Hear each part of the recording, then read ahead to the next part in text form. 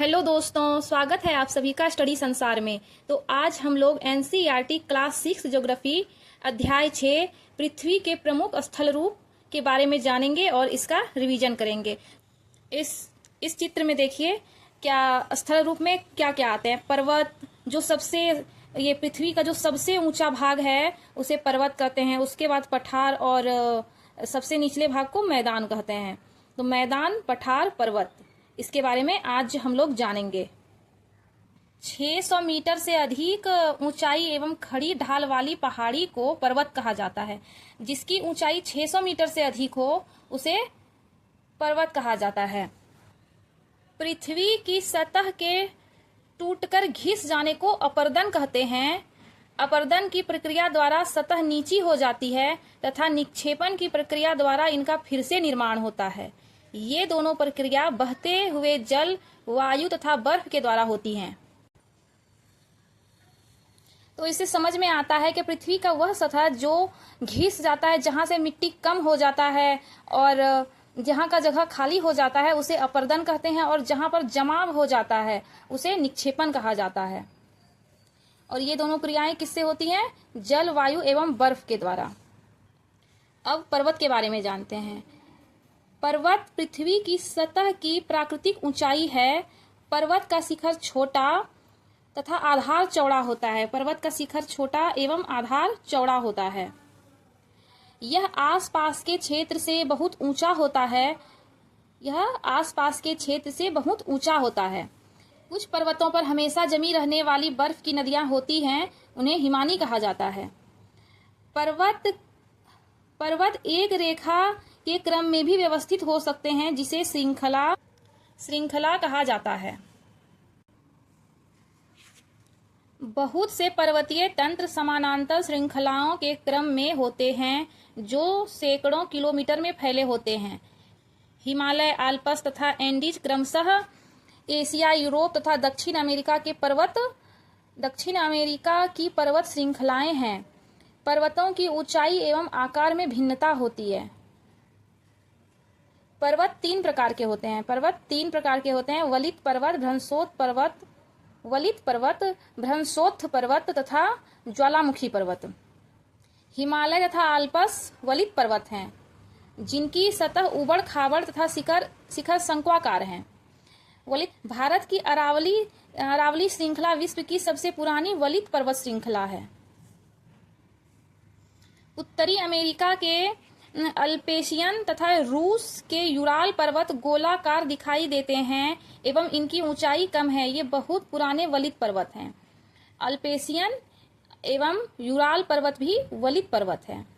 जब बहुत बड़ा भाग टूट जाता है तथा ऊर्ध्वाधर रूप से विस्थापित हो जाता है, तब भ्रंशोत्थ पर्वत का निर्माण होता है। भ्रंशोत्थ पर्वत ऊपर उठे हुए खंड को उत्खंड हार्स तथा नीचे धसे हुए खंड को द्रोणिका भ्रंश ग्राबेन कहा जाता है। ऊपर उठे हुए खंड को उत्खंड और नीचे धसे हुए खंडों को द्रोणिका भ्रंश कहा जाता है। यूरोप की राइन घाटी तथा वॉसजेस पर्वत की सतह के पर्वत तंत्र का उदाहरण है। ज्वालामुखी पर्वत ज्वालामुखी क्रियाओं के कारण बनते हैं। अफ्रीका का माउंट किलिमंजारो तथा जापान का फ्यूजियामा इस तरह के पर्वतों का उदाहरण है। पर्वतों के विभिन्न प्रकार के खेल जैसे paragliding, hand gliding, river rafting तथा स्कीइंग पर्वतों के प्रचलित खेल हैं। अब पठार के बारे में जानते हैं। पठार उठी हुई एवं सपाट भूमि होती है। यह आसपास के क्षेत्रों से अधिक उठा हुआ होता है तथा इसका ऊपरी भाग मेज के समान सपाट होता है। भारत में दक्कन पठार पुराने पठारों में से एक है।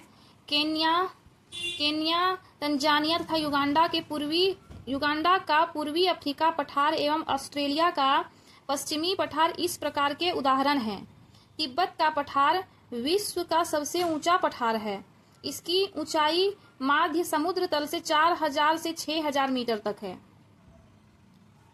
अफ्रीका का पठार सोना एवं हीरों के खनन के लिए प्रसिद्ध है। भारत में छोटा नागपुर के पठार में लोहा, कोयला तथा मैग्नीज के बहुत बड़े भंडार पाए जाते हैं।